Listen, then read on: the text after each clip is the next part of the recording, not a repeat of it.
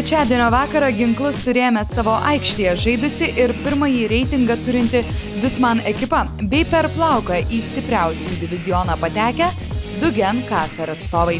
Nors pergalę rezultatu 70-60 šventė aikštės šeimininkų komanda, tačiau dėl pirmojo taško jai teko gerokai paprakaituoti.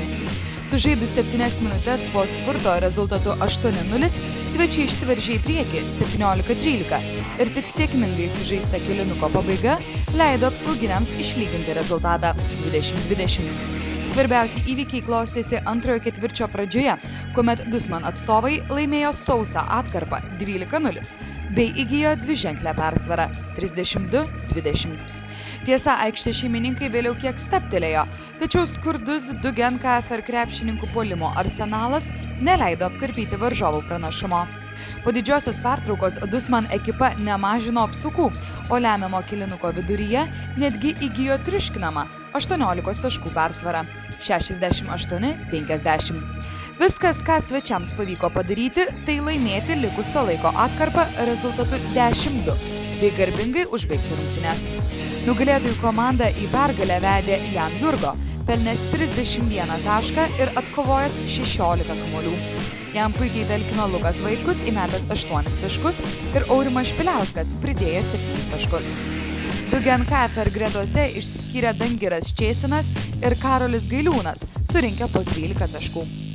Tai buvo jau 8-oji Dusman pergalė iš tiek pat galimų, leidusi šiai ekipai išlikti plasta sostinės C lygos elite.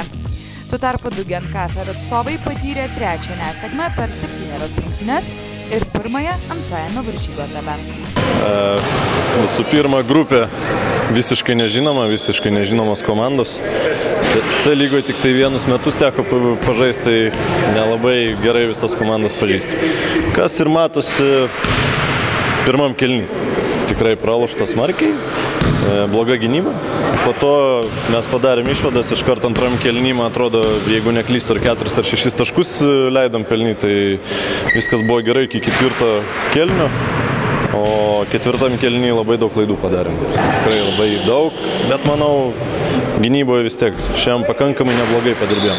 Sunku pasakyti, ar iš tikrųjų gerai sužaidėm ar ne, nes faktiškai žaidėm prieš turbūt 2 stipriausius aukštų žmonės visoje lygai, o mes žaidėm be vieno iš savo pagrindinių aukštų ūgių. Tai faktas, kad to labai trūko, nes praktiškai šiandien pralašėme prieš 2 žmonės. Bet šiaip ar taip negaliu sakyti, kad Hebra žaidė blogai. Aišku, kaip visada mūsų pagrindinė problema, kad pradėjom žaisti ketvirtam kėliny, tas blogai. Bet pirmose 3 bent stengiamės, bet aišku, su tokiu žaidimu tai šių rungtynių šiaip ar taip nebūtume laimėję. Tai tikiuosi, kad namijas visų pirma susirinksim pilną sudėtim ir tikiuosi, kad taip kaip žaidėm šiandien ketvirtą kėlinį, žaisim visas rungtynes. Tada aš manau, kad mes šitą komandą tikrai galim nugalėti. Tiesiog trūko žmonių po krepšiu. Turėjau statyti 3 numerį prieš Janą Jurgo, tai man atrodo, tai jau viską ir pasako.